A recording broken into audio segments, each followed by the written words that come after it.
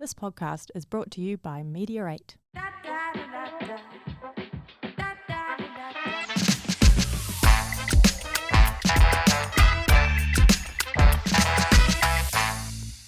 G'day folks, today the Seriously Funny Wellbeing podcast is focused on the ultimate Seriously Funny Wellbeing speaking package, which is an innovative and novel 3 to 4 hour multi-keynote panel session covering virtually all aspects of wellbeing.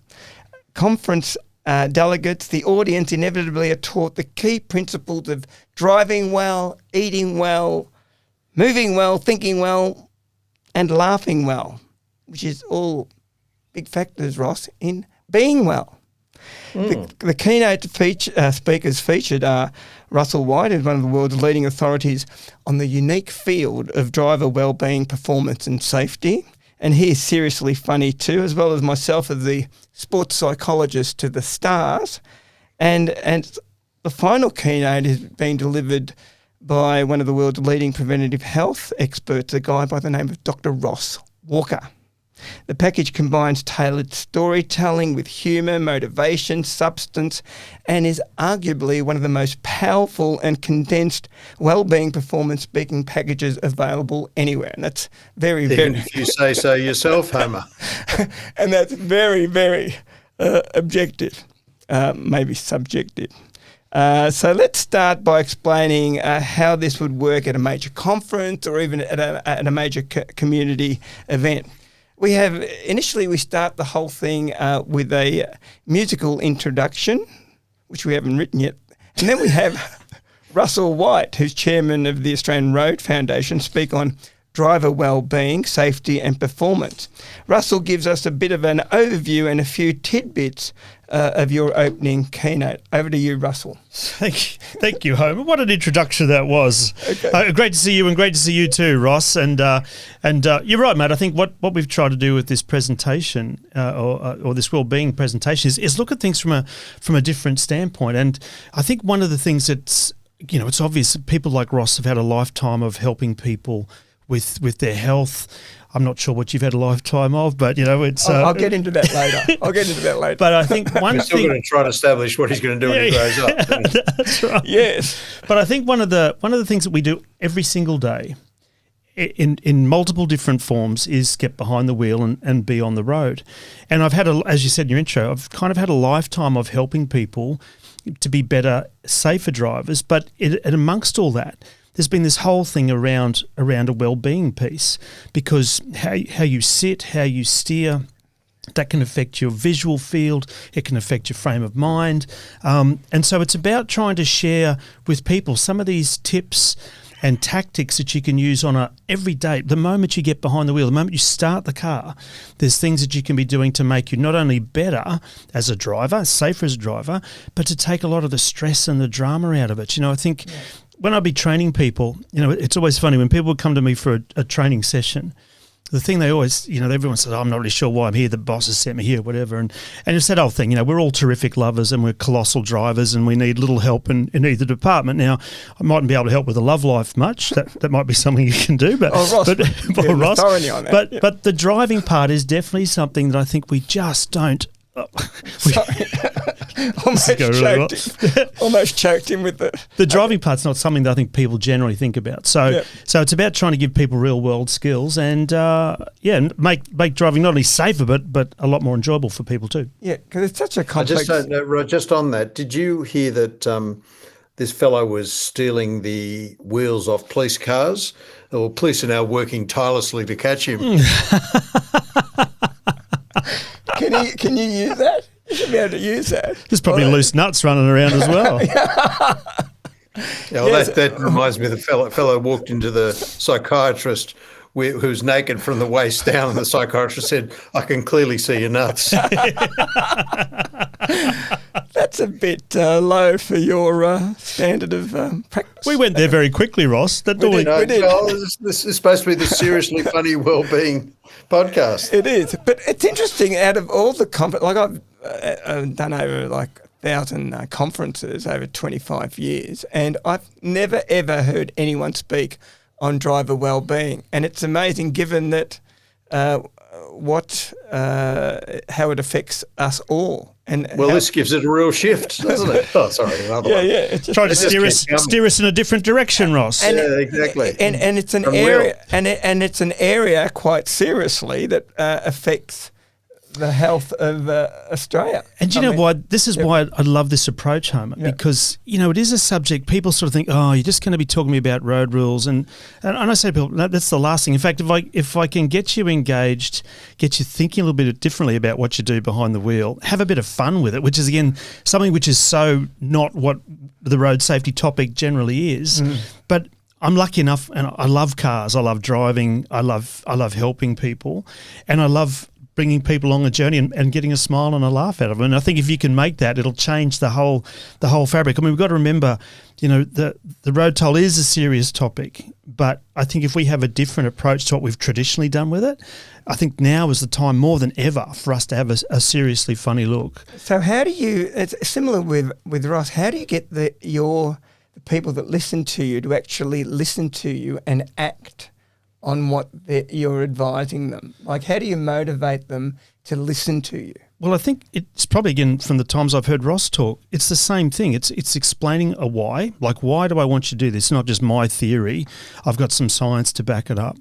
But by the same token, I give people then that sense of, oh, yeah, that's a pretty simple thing to do. Like with health, the things that you can do are pretty simple. It's just that people tend not to do them very well.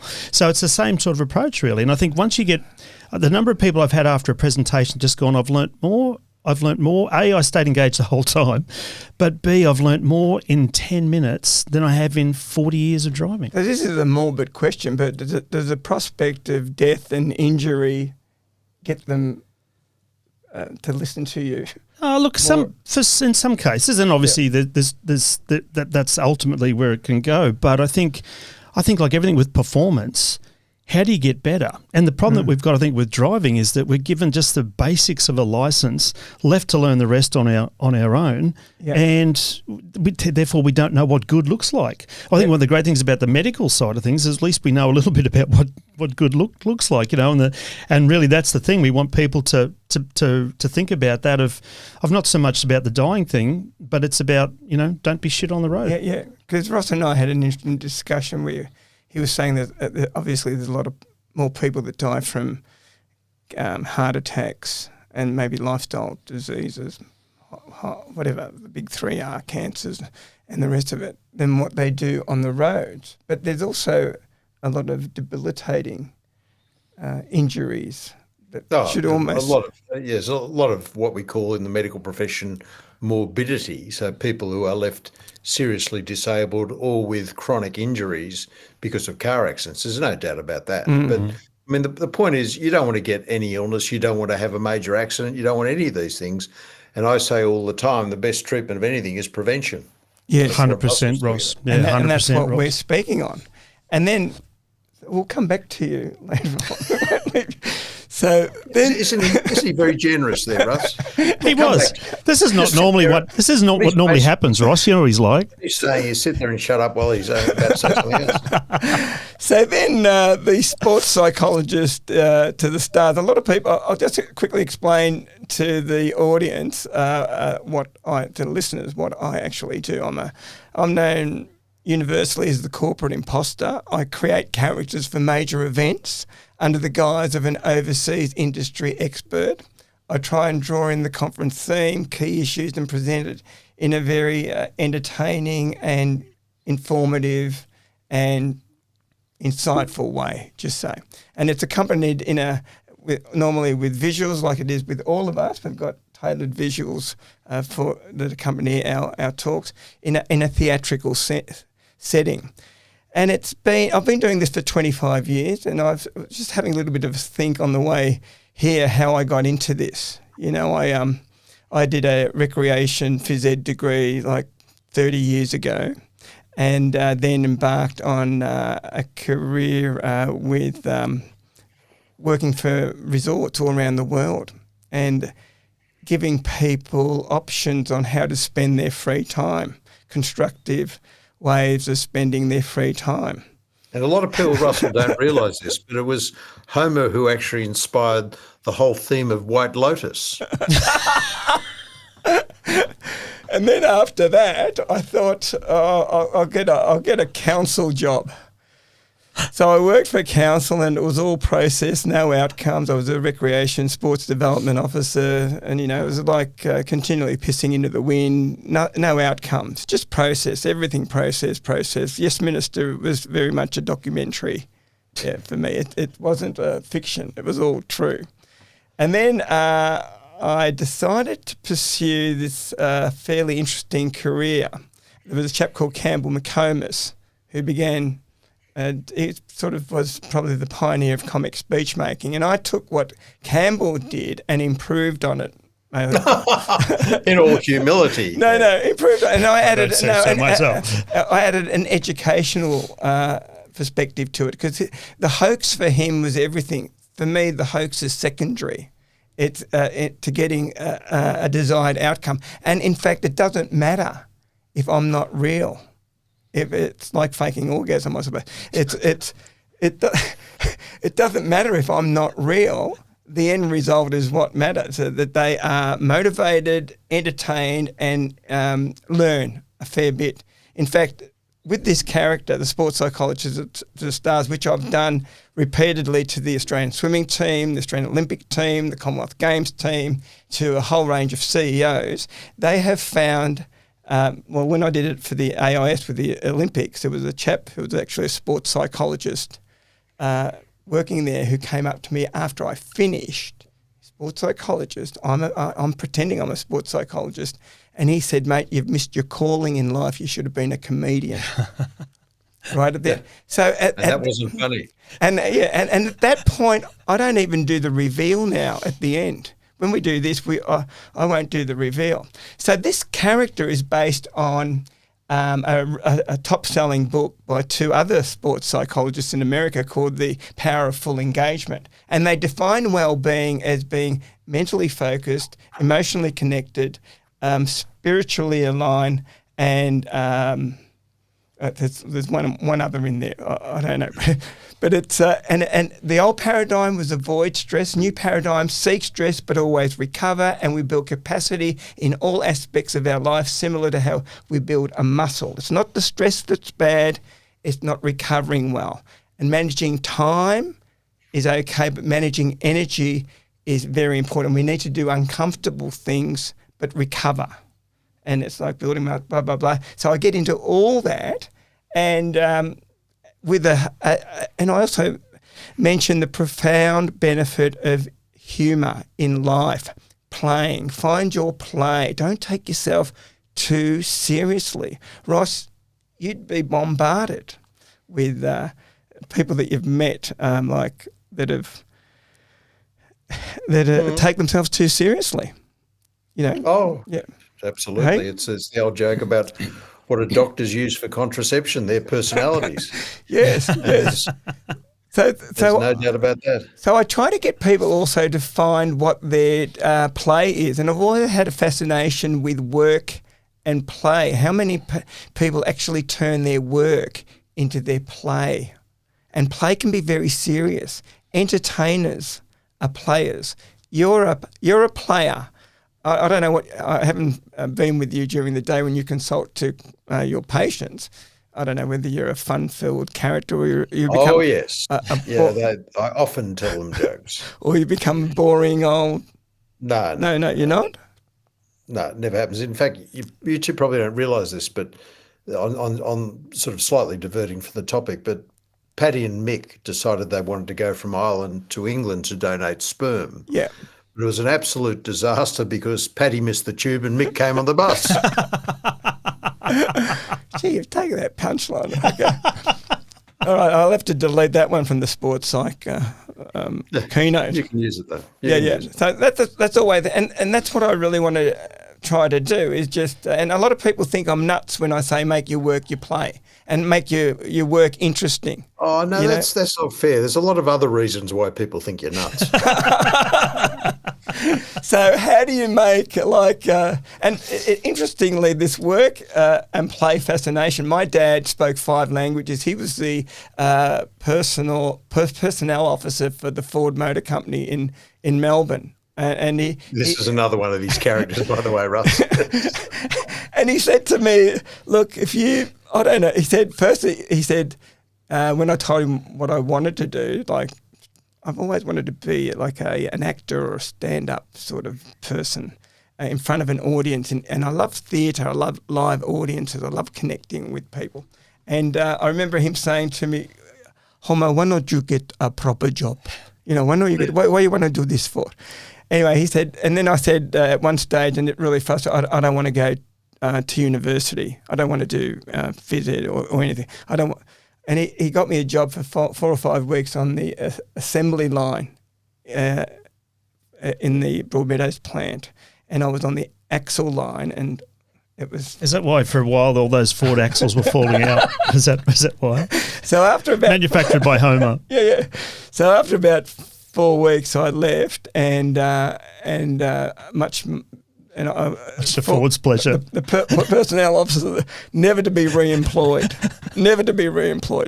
So I went for stamped his passport. I went from there and did the recreation course, and still hasn't been employed. That's been really great.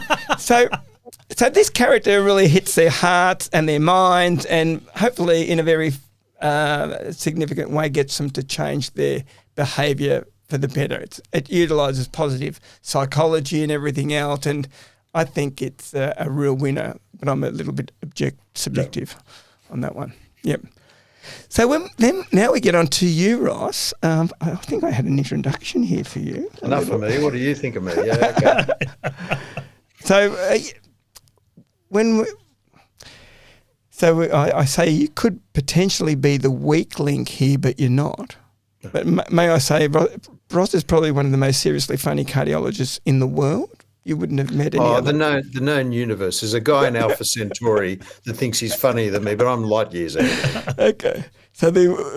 So Ross, your keynote, give it to us in 5 minutes, 6 minutes. I've got multiple keynotes, but the basic, the theme of my preventative cardiology career or preventative health career over the past 30 years is very straightforward. It's the 5 keys of being healthy, from the least important to the most important. So you cannot be healthy and have any addictions to anything. So you can't be healthy and smoke, drink too much grog, snort cocaine.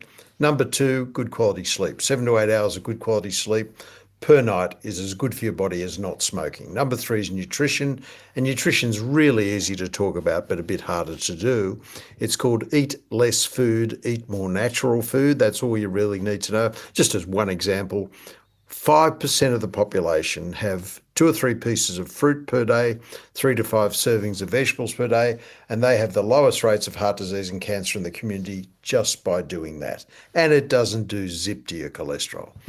Number 4 is the second best drug on the planet, something you're addicted to, Homer. 3 to 5 hours every week of moderate exertion.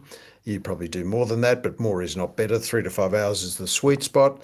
And number 5 is easily the best drug on the planet, which is a thing called happiness. And part of that, I think, humour is part of being happy. And my favourite comedian on the planet, Ricky Gervais, no, sorry, Homer, not you. Ricky Gervais once said, "You find it offensive, I find it funny. That's why I'm happier than you." Yes. And I think that really summarised it in a serious way, very funnily. But that's the whole point. People who find humour offensive, get over yourself. It's called fun. And I'm sick and tired of this woke, politically correct nonsense that people carry on with. You can't say that, it might offend someone. Oh, get over it, for God's sake. It's just ridiculous. So basically, if you practice those 5 keys, and I practice what I call the 80-10-10 rule. 80% of anyone's management is those 5 lifestyle keys. They reduce your risk for all diseases 70 to 80%. Pharmaceutical pills, medical interventions about 10%, and with the potential for complications.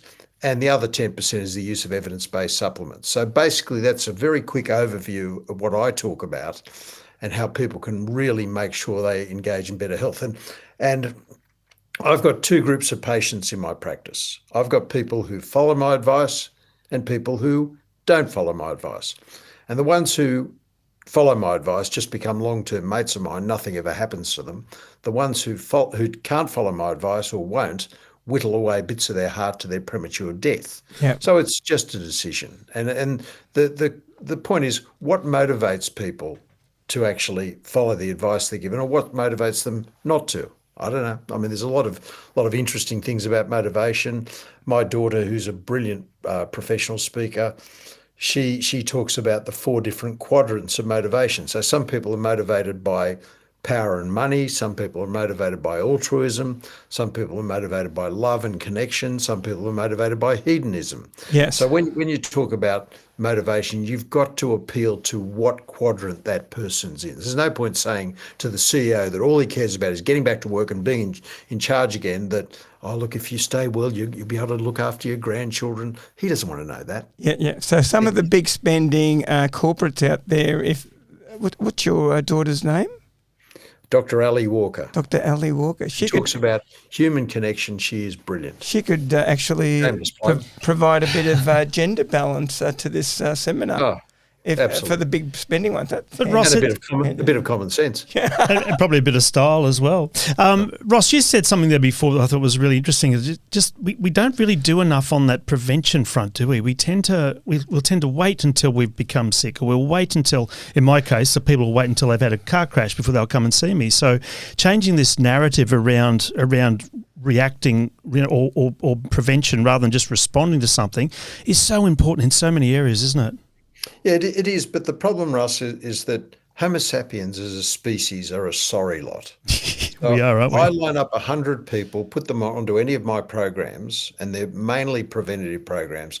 After 12 months, 50% have completely stopped, and the other 50%, only 10 out of those 50 are left doing what I've advised them to do. The other 40 have just modified it in a way that suits them. And here's the problem. The system is, to quote the Donald, is beautiful. It's just beautiful. Because the fat slob goes into the doctor and says, oh, doctor, I've got cholesterol. And the doctor doesn't say, no, you're a fat slob. You need to lose 20, 30, 40 kilos. The doctor says, I can fix that. Lipitor next. Yes. And gives them a script for a statin. So the guy walks out and goes, oh, phew, I didn't get a lecture about being fat. I can just swallow this pill and eat what I like, which, by the way, is biologic nonsense. And the doctor goes, oh, phew, I didn't have to talk to the patient. I just got rid of them with a pill. And so everyone's happy. Everyone's happy apart from the health system, which is bulging at the seams with people who, as you so rightly say, Russ, they wait for their heart attack or they wait for their bowel cancer and then they want to do something about it. It's a bit like the financial world giving people financial advice to people once they become bankrupt. Yes. Yeah. So if the head of the AMA said all doctors should be lifestyle practitioners but they're not. Instead of pharmaceutical dispensers, then that would be the end of a pharmacy game. No, it'd be the end of the president of the AMA. No, you know what this means? Out. Yeah, and it's intriguing. It's also that argument, and we've discussed it in a podcast: lifespan versus health span. And a lot of people. My new shameless plug. My new book's coming out in the next few months called Health Span. So there you go. That's good. But people have got in the back of their mind maybe that follow, even listen to you, say, I won't go along this path because they'll come up with a cure anyway. There's a friend of mine who's a chain smoker and he says, no problems. If I get cancer, I'll just take mega doses of vitamin C and they'll have a cure for it in the not too distant future. Oh, yeah, well, that's very logical. Yeah. And tell him you'll enjoy attending his funeral. What a moron. But there are people that think, especially with these strides we're taking in, longevity and things like that, people maybe subconsciously think, I won't exercise, I won't eat right. They'll come up with a cure for it down the track. What do you say to those people? Yeah, they may come out for the cure that down the track in 20, 30 years when they're dead. Yeah, okay. And the point is there is no doubt, even if we come up with a cure for Alzheimer's or a cure or something that's going to make us live longer, 80% of that cure is still going to be lifestyle. Even with things like Alzheimer's, heart disease, cancer, we know that 80% of that is how people live. Let me make the point to both of you and to everyone listening. Every single disease is genetic, everything. Yes. So when you hear about the 45-year-old who's dropped dead, oh, he didn't have cholesterol problems, he didn't have a blood pressure issue, no family history, it's still the combination of his parents to create him or her has created his tendency for this atherosclerosis, the build-up of fat in the wall of your arteries, then poke the bear, some stressor made the plaque rupture and cause a heart attack. Yep. So your genes loads the gun, your environment pulls the trigger. Yep. So you might have really, really lousy genetics. No matter what you do, you'll still need some medical help. But the point is, no matter what your genes are, if you practice those 5 keys, you will still delay the disease. But if you practice the 5 keys and have the assessments that people like me do, you can pick up the disease early, treat it and reverse it early. So all these things are treatable and even reversible, including heart disease, cancer, Alzheimer's, osteoporosis, diabetes, you name it. Yeah. Ross, it's just amazing to me how the parallels between what you talk about in the health field and really what I try and do with people on the road. You know, I often talk about, again, same thing, it's 5 keys, it's 5 really simple things that you can do. And if you adopt those 5 things, you're going to keep yourself out of 90% of the trouble. And that's simple things like looking far ahead down the road, not being distracted, driving to see conditions. And they're just basic things that people, again, if you just adopted those things, you'd keep out of most of the trouble that the average person gets to. So even driving here today, the amount of argy-bargy, the sort of the lack of consideration for other people, quite frankly, was another thing. And again, they're all 1%ers. But if you can just change that, and not only does it keep you safer, but your whole outlook to life, it changes from just being a little bit more chilled behind the wheel. So it is simple stuff, and there's so many parallels between. And I think that's the great thing about this presentation. It combines Ross's experience, my experience, your experience, but it brings it together in a really, really unique way. And I think if we're getting people healthier, there is a connection between road trauma and the health system as well, because doctors and surgeons I talk to talk about the fact that the people that end up being injured on the road, they end up in those same hospital wards that people need for the heart bypass or, the kidney, whatever. So there is a crossover between health and driving. And I think one of the great things, again, about this presentation is that for anybody that's got staff, people on the road, in fact, I'd challenge you to think, for those people listening, think about how many people are driving for work purposes. And that means whether they're just picking up the mail once a week or whether they're a rep, whether they're a truck driver, they're spending a lot of time behind the wheel. And the ergonomics, there is a lot of ergonomics that apply. We know about it for desks and tables and all that sort of stuff. But there's ergonomics for a car or a truck. And if you're continually doing the wrong thing biomechanically, you're going to end up with, at the very least, a shoulder problem, or maybe it's a neck problem or a back problem. Mightn't necessarily be a crash that is a result, but you'll end up with some sort of musculoskeletal issue. Yeah, and respectfully, we shouldn't confine this to corporations and associations. We should try and get it out to regional communities, these messages. Unfortunately, and I'm going to not people in the city? And urban people too. Not just urban regional. People in the city drive so much better. Especially and live so much better. No stress. Yeah. Don't exercise all the time. There's no drama. Because I've tried to make some inroads into getting this out into community and spoken to a number of bureaucrats, so-called health promotion gurus, who, when I asked them, is there anything tangible you're doing to improve the health and well-being of your local communities, they'll say, no, we give them referrals to see psychiatrists. And there's crickets when you ask them, what tangible thing are you doing? I'm not. Russ, I've got to say, Russ, that does remind me of the fellow that went to the psychiatrist. He says, "Oh, doctor, my wife thinks she's a chicken." The psychiatrist says, "How long she thought that for?" He said, "About 18 months." "Why didn't you bring it to me earlier?" He said, "Oh, we needed the eggs." I'll tell you what. Homer keeps tripping on my cord, so if you occasionally see me doing this... and it's not his umbilical cord. Ross. But getting back to that seriously funny subject of trying to get this into, I think councils have expressed an interest, but maybe after they listen to this on I'll probably shut the door. the whole positive psychology, because they're just not doing anything. This is at least something quasi-proactive that will get people participating in looking after their, whatever exercise, but also in looking after their own health. And that's always a difficult thing for us to do. See, we can do the problem, but the problem is how politics works, for example. Yeah. You elect in a government, I'll say nothing about politics in that way, but you elect a government in for 3 or 4 years or however long the terms are, and all they think of is that term. Yeah. But when you're talking about what we're talking about, that has a 20, 30-year lag before you start to see real issues.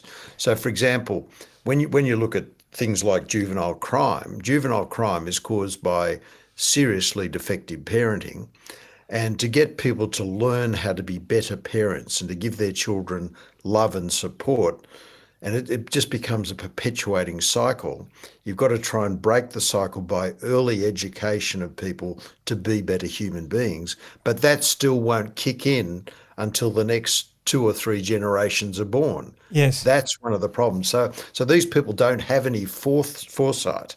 You look at someone like Lee Kuan Yew, who came into Singapore, and he had a 50-year plan. You tell me one politician in the modern world who has a 50-year plan. Yeah. What we're talking about with this stuff, this is a 50-year, 100-year plan to really make the world healthy by preventing them getting crook in the first place, or preventing them having accidents in the first place, or in Homer's case, preventing them from laughing. But that doesn't stop it from almost instantly being considered by a local government as it is. Yeah, but you've got to then get someone with the foresight to say this is exactly what the community needs. Yes. And so if anyone is that much of a forward thinker, of course there'll be a take up with it. And I can remember a number of years ago, I was employed taken on as the health ambassador for a major insurance company by this guy that had real forethought.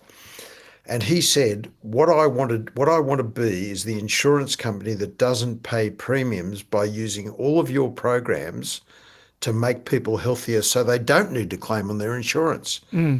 The board wasn't interested. Yeah. But if you offer this as a free 3 or 4 hour seminar to council workers, just say all council employees on a Friday afternoon, and other people from the community can also attend, I think it's very unique. There's nothing like that that's ever been attempted. I've got quite a few councils that are interested in that. And I think once we get one going, it will. It's a serious subject too, especially in regional communities. I've had discussions with people representing farming or organisations that say the farmers have got a really high suicide rate, more so than any other profession or occupation. And that's a real concern to them. They feel alienated. They've got health issues. They feel like they're doing it all by themselves. They're out of control with, doing things. And this is something maybe, especially with the podcast, we can have them continually liaising with us and following us, and that it's just doing something. That and the humour aspect of it is also enticing for a lot of people. And Homer, I think the thing too, we've got to remember that, road trauma in those regional and remote areas, there's a huge imbalance in that. There's less than a third of the population of Australia that lives in those areas, but the road toll is counts for 2/3 of the total road toll that comes out of those areas. So there's a massive need for what we're talking about. Yeah, but and we need to do something. I mean, we just can't sit by and say, and you can't keep doing the same thing. And Ross, we spoke last week about youth crime, and you inferred quite correctly that it's a structural thing with the way the kids are brought up, the broken homes, everything else.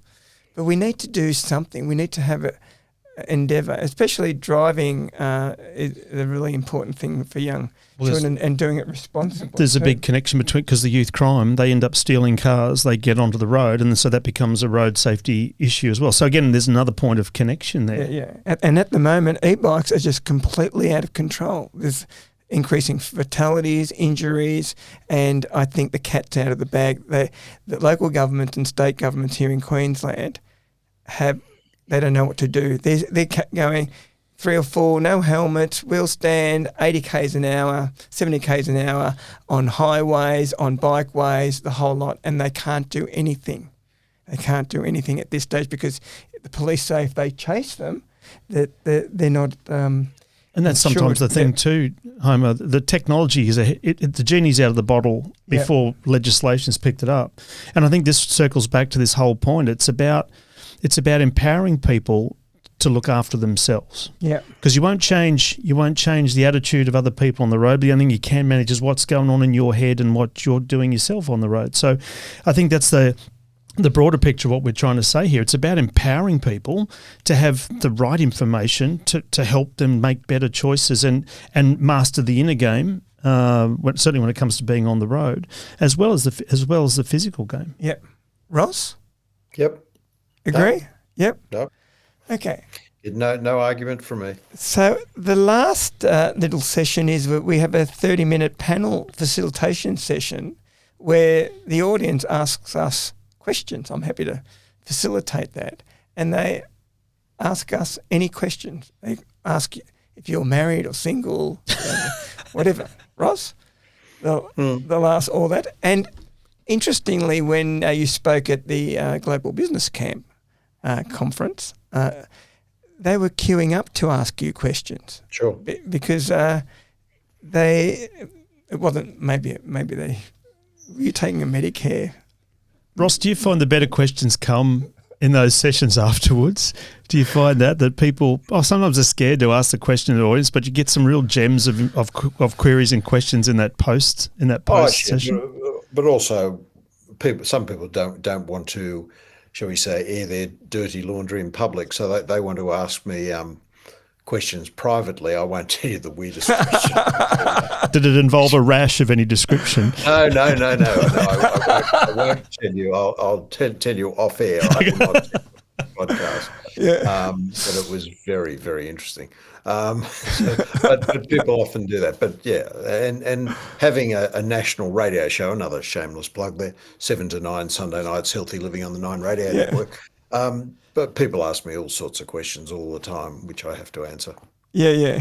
And I love listening to some of the really drawn out questions. And sometimes I don't. And sometimes your patience does run out, Ross. Sometimes it does. Especially when they say, "G'day, I've had a bit of an injury, Ross, for quite a while, and it's been going on and on and on." And has the question. Yeah.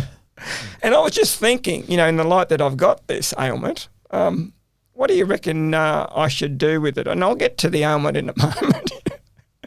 And they go on, and I can hear your frustration on the other. Yep. Bruce, could you get to the question, please, mate?